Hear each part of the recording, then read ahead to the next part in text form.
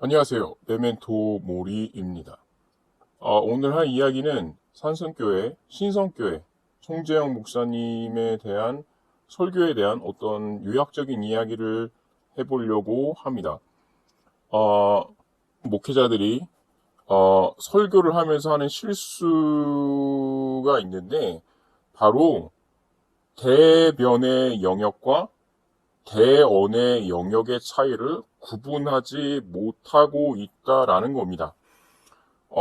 간단히 얘기하면 설교는 대변의 영역이 아니고 대언의 영역입니다. 대변의 영역은 변호를 하는 거죠. 누군가를 대신해서 어떠한 근거와 사실을 가지고 그 사람의 어떤 해당자에 대한 변호를 하는 겁니다. 그렇기 때문에 자신의 생각이나 자신의 사변이나 이런 것들이 굉장히 중요하죠.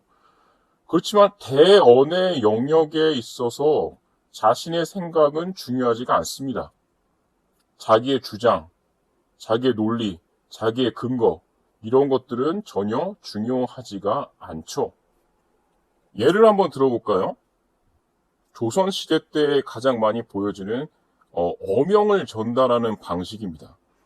왕이 어떤 사람의 인관을 명하거나 어떤 죄인에게 사형을 명할 때 파벌을 띄우죠. 그 어명을 적은 종이를 가지고 그 사람한테 달려가서 그 사람 앞에서 어명을 그대로 읽습니다. 이게 가장 대언의 영역에 있어서 가장 좋은 예가 될 거라고 생각을 합니다. 그 외에도 외교관이나 대사관에서 대통령이나 왕의 어떤 뜻을 전달할 때에도 대사관과 그 해당하는 수상이 얘기를 할 수 있지만 서한을 전달하죠. 직접 쓴 서한을 전달합니다. 그게 바로 대사관이 가고자 했던 본 뜻이 되는 거죠. 그것을 통해서 외교 관계가 성립되는 거지 대사가 자기의 뜻대로 무언가를 얘기해서 자기 스스로 정하는 게 아니라는 거죠. 그렇기 때문에 설교의 영역은 대언의 영역이지 대변의 영역이 아닙니다. 근데 산성교회, 신성교회 송재영 목사가 했던 설교는 바로 대변의 영역을 가지고 있죠. 자기가 생각하는 어떤 관점, 자기가 생각하는 신앙, 자기가 생각하는 교인의 바른 자세, 자기가 생각하는 것들을 얘기하고 있는 거죠. 그거를 성경을 빗대서 얘기하고 있기 때문에 문제가 되는 겁니다. 자, 그럼 여기서 문제가 그럼 대변의 영역이 나쁜 거냐? 아니, 목회자가 자기 리더로서 교회를 이끌어감에 있어서 자신의 생각, 자신의 관점, 자신이 생각하는 그런 기독교적인 관점을 통해서 이끌 수 있는 거 아니냐? 라고 얘기를 할 수 있습니다. 맞습니다. 있어요.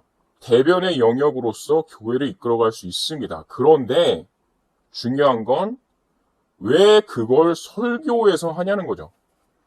설교 이외에 많은 방법들이 있습니다.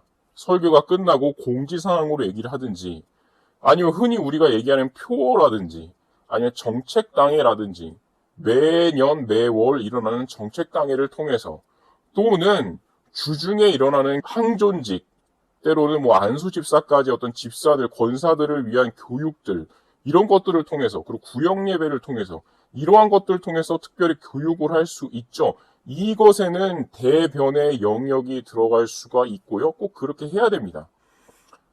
저는 목회자에 대한 어떤 그런 독립성? 그런 것들을 하지 말라고 얘기하는 게 아니라요.